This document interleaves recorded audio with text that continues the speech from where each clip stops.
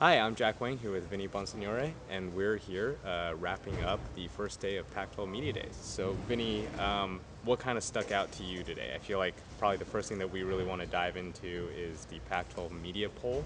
First of all, great to be talking about college football. I'll tell you right now, it's like so long between seasons, and I'm just fired up about it. Yeah, the poll, not too surprising to me. I think a little bit more for you. I really thought that USC was going to get the love. They've gotten the love nationally. Obviously, they've gotten the love in the South Division, and in general, the entire conference. They're being picked to win the championship, kind of overwhelmingly, too. I'm not that surprised. I think they have the returning quarterback and Cody Kessler, a lot of talent. Second year under Steve Sarkisian, their scholarship numbers are back up. I think they're in line for a really good season. Yeah, I think the fact that USC was picked to win the division and also the conference as a whole isn't that surprising to me, but it's kind of the way that the voting broke down in the South Right. that is not maybe as competitive as I'd expected. Because you look at the numbers here, SC got 32 first place votes in the South, ASU got 7, UCLA got 6, one of which was from me, and The truth comes out. Arizona, which won last year, didn't get a single vote.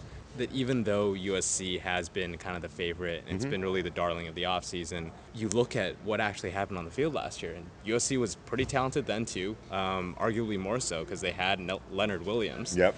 And they're a team that lost, probably more games than they should have, Yeah. allowed a lot of teams to play closer than they should have. Right. And I'm just not convinced that as talented as that roster is, that Steve Sarkisian has the coaching chops to really elevate that program to kind of the powerhouse that it once Right. was. I think between recruiting, experience, the quarterback, I actually think that Steve Sarkisian is a fan of his. Okay. Last year I was at two of the games that they just blew in the last Yeah. seconds, and a lot of that was, I don't like to make excuses, but when their numbers are down the way they were last year, so many of those games were just a worn-out team getting run in the last minute or so, not being able to close it out because you just didn't have the depth to go a full game against quality opponents.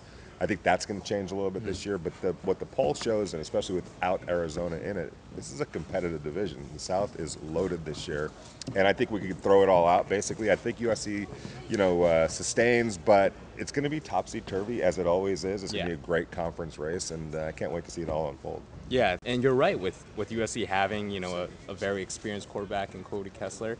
That's something that could definitely make a difference for them in tight games in a way that it maybe didn't help them as much last year. And speaking of quarterback, I think that's the one big question facing UCLA this year. Right. They return a lot of pieces on defense, every offensive starter except quarterback. Right. And I think Jim Mora stuck pretty close to the message that he's been giving for the last several months, which is that he doesn't know who the quarterback is going to be. Sure, he knows. But let's just say, for argument's sake, that it's going to be Josh Right. Rosen, which I think if you ask anyone who's watched even a little bit of spring practice, he looks like the guy, especially after Ashanti Wooler transferred out. The one thing that Moore said today that was kind of interesting is how late is too late to name a starting quarterback. Right. And at what point do you kind of lose out on the time that you could use to have your offense gel together? Right. And he gave a good anecdote about back when he was defensive coordinator with the San Francisco 49ers. Okay. And it was in 2001 where they drafted Andre Carter, I remember that. defensive end, at Yeah. number 7 overall. And he was the defensive coordinator then, and so he decides first day of minicamp, I'm going to put this guy on second string, make him earn his spot. Right. And Bill Walsh, the GM, then comes along and asks him, Jim, why do you have Andre Carter at second string? Rather than Yeah. first string. And then he says, well, I want to make him earn a spot. And Bill Walsh goes, well, we just drafted him 7th overall and gave him $30 million. Right. He's earned his spot. Right. And so I think there's a lot of balance where you want to make someone really earn that spot, but you also want to take advantage and really give someone the reps that will help the team as a whole. And I think that argument can apply a lot to Josh Rosen Right. versus Jared Neuheisel / Mike Faithful as well. Right. You're trying to prepare for a season. You're Yeah. trying to prepare to win football games. And if that's the guy that you think is the best bet, you should get on that immediately. I think what sets up well for UCLA, if they go the Josh Rosen direction, which I think they will, they have so much talent around him that it's almost the perfect situation. If you have to go with a freshman quarterback, this is the situation that you want, because he's not going to be necessarily relied on to have to do everything. He has everything around him that's going to help him get to where UCLA needs to get him to where he needs to get. So I'm in favor, especially with an experienced team around him.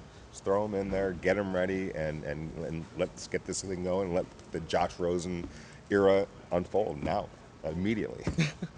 Yeah, I think that's a good spot to end it. It's been Vinny and Jack here at Pac-12 Media Days in Burbank. Thanks a lot for watching.